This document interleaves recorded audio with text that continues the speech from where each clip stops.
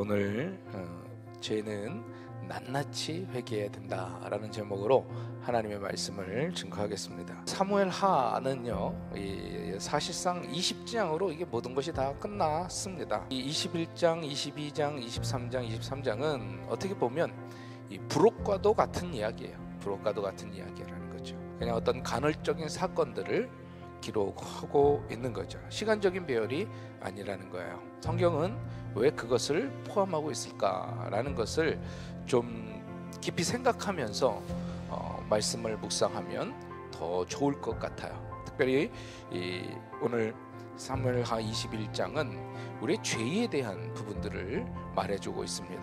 내가 알지 못했던 것들이라도 깨닫게 해주시는 순간이 있다라는 거죠.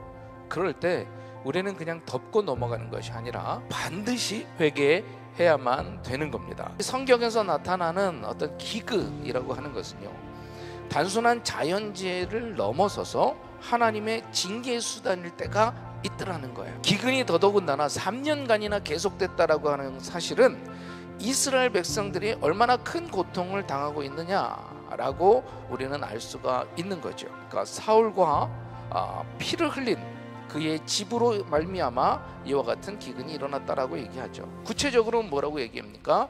기브온 사람들을 죽였다라고 말을 하고 있는 거예요. 하나님께서는 3년이라는 기근을 통해서 그것을 다시금 상기시키셨다라는 거죠. 무슨 말입니까? 여러분, 우리의 삶 가운데 내 안에 어떤 그 죄라고 하는 것이 하나님 앞에 회개함으로써 해결되지 않은 문제는 언젠가는 드러나게 돼 있다라는 거예요. 우리가 명심할 것은 회개하지 않은 죄는 반드시 드러나게 되어 있다. 다윗의 죄는 아니지만 이스라엘이 지은 그 은밀한 죄, 잊혀져 버린 죄를 다윗이 해결하기를 원했다라는 거죠. 왜? 다윗은 이스라엘의 왕이었으니까.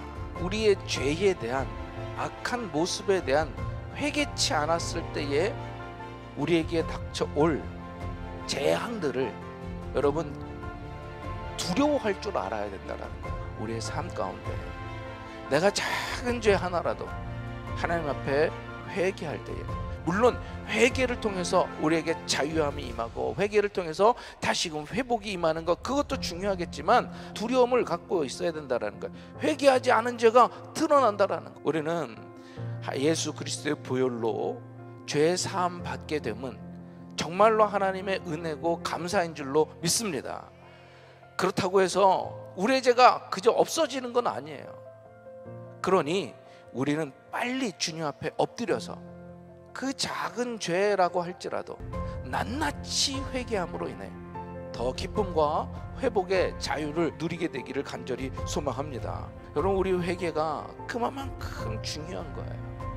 죄가 그대로 묻혀질 줄 알았어요. 그냥 기억의 저편으로 사라질 줄 알았어요.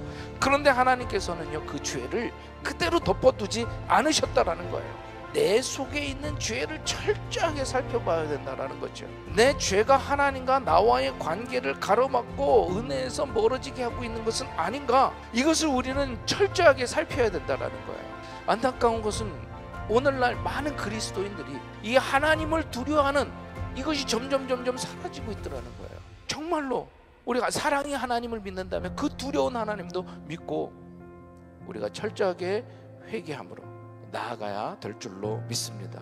바라기는 우리가 주님 앞에서 정말 신실하고 정직하고 정결하게 살아감으로 하나님께서 기뻐하시는 하나님의 자녀들이 다 될 수 있기를 주님의 이름으로 축원합니다.